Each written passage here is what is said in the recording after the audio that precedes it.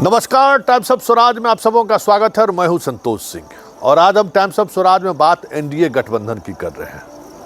उस एनडीए गठबंधन की जिस गठबंधन में जाने से पहले नीतीश कुमार जिस गठबंधन के साथ थे, इंडिया गठबंधन, रोजाना ये कहते थे कि सीट को लेकर चर्चा ही नहीं हो रही है, कहाँ कौन कितने जगह पर लड़ेगा उस पर कोई बातचीत ही नहीं हो रही है, कैसे हम मोदी से लड़ पाएंगे।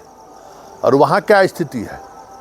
वहाँ स्थिति है कि कोई इस इशू पर छोड़कर बाकी सारे इशूज़ पे बात हो रहे हैं, लेकिन कौन कहाँ चुनाव लड़ेगा, किस जगह से लड़ेगा, नीतीश कुमार चुप्पी तो साधे हैं ही, बीजेपी भी खामोश है। और इस तमाम खामोशी के बीच बैठक भी हो रही है। बीजेपी तैयारी में भी लगी हुई है। प्रधानमंत्री का 3 सभा भी हो गया है और अब अमित शाह आ रहे हैं, राजनाथ सिंह भी सभा करके जा चुके हैं, लेकिन सीट को लेकर अभी तक कोई चर्चा नहीं है। लेकिन जिस तरीके से प्रधानमंत्री की 3 सभा, जो यूं कहे चुनाव से ठीक पहले ये सभा का आहूत हुआ, उन तीनों सभा से उपेंद्र कुशवाहा और चिराग पासवान को दूर रखा गया। आधिकारिक तौर पर इस पर बीजेपी कुछ भी बोलने से परहेज कर रही है, लेकिन खबर यह है कि इन तीनों सभा में इन तमाम नेताओं के, इन पार्टी के नेताओं को आमंत्रित तक नहीं किया गया। कहने वाले तो ये कह रहे हैं कि दोनों दबाव बना रहे हैं, मोदी पर दबाव बना रहे हैं कि मुझे ज़्यादा से ज़्यादा सीट चाहिए, हमें 3 सीट चाहिए तो एक को 6 सीट चाहिए।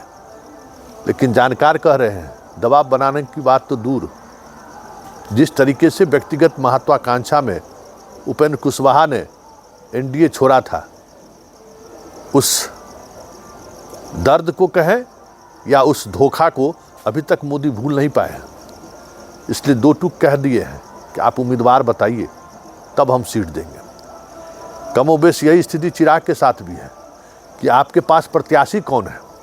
आप 6 या 8 जगह चुनाव लड़ेंगे, उस जगह पर आपके प्रत्याशी कौन है। हम तो आप अपने 7%, 3%, 2% वोट पर हम आपको 6 सीट क्यों दें। आपके पास वो जो दौर था बिहार में, जब बाहुबलियों का दौर था, तो रामविलास पासवान के साथ खुद अपने लड़ते थे, अपने परिवार के लोगों को लड़ाते थे। उसके बाद जो बाकी सीटें जो बचता था, बाहुबलियों के सहारे जीतते थे या धनबलियों के सहारे जीतते थे। वो आज की तारीख में न वो धनबल उनके साथ है, न बाहुबली उनके साथ है, न रामा सिंह है, न सूरजभान है, न मुन्ना शुक्ला है, न बीना देवी हैं। कोई लोग उनके साथ नहीं है। तो फिर किसके सहारे? एक अरुण कुमार के अलावा इनके पास चेहरा कौन सा है? परिवार में भी खुद चिराग के अलावा कोई दूसरा चिराग नहीं है जिसको वो टिकट देने की बात कर सके। चाचा भतीजा उनके बाहर पहले से हैं, जो अलग लोजपा बनाकर रखे हुए हैं। तो चिराग के पास एक अरुण कुमार के अलावा कौन विश्वसनीय चेहरा है? और बाकी चेहरा को भी अगर आप उसी तरीके से खड़ा करना चाहते हैं जिसके सहारे मोलजोल होता रहा है, तो ये इस बार बीजेपी चलने देने के मूड में नहीं है। क्योंकि बीजेपी ये मान बैठी है कि इन दोनों की राजनीतिक हैसियत उतनी ही है कि 90% मेरा वोट ट्रांसफ़र होगा, तभी ये दोनों जीत सकता है। और इसकी वोट की ज़रूरत मुझे जहाँ है, वहाँ 2-5% वोट भी ये ट्रांसफ़र करा दे तो बड़ी बात है। पासवान या कुशवाहा, जब मेरा प्रदेश अध्यक्ष कुशवाहा है तो उपेंद्र कुशवाहा की ज़रूरत क्या है?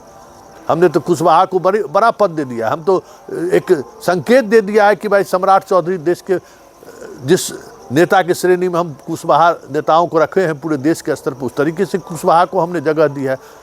सम्राट चौधरी को हम डिप्टी सीएम बनाया है। सम्राट चौधरी के सहारे हम बिहार की राजनीति साधना चाहते हैं, हमारा सीएम फेस हो सकता है।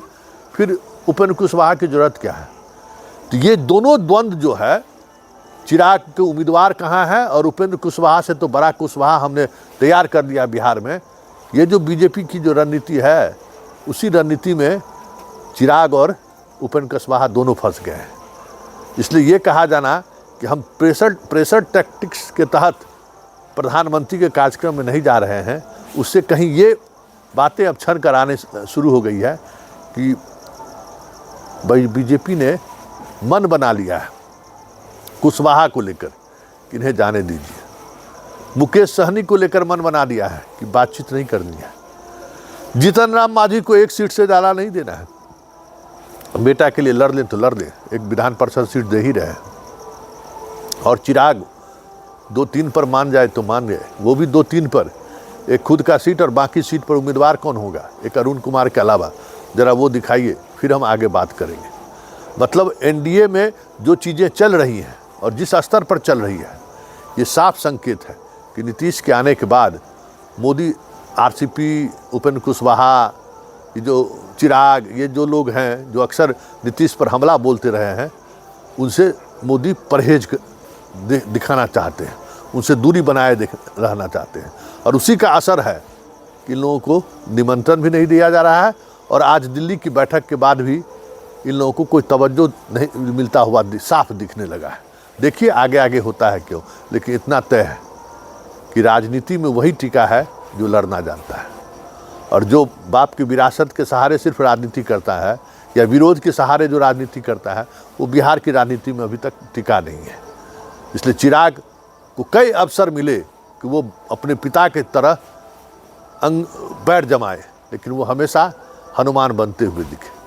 ऐसे में चिराग का चिराग आने वाले समय में बुझ जाए तो कोई बड़ी बात नहीं होगी, और कुशवाहा का राजनीतिक वनवास हो जाए तो ये भी कोई बड़ी बात नहीं होगी।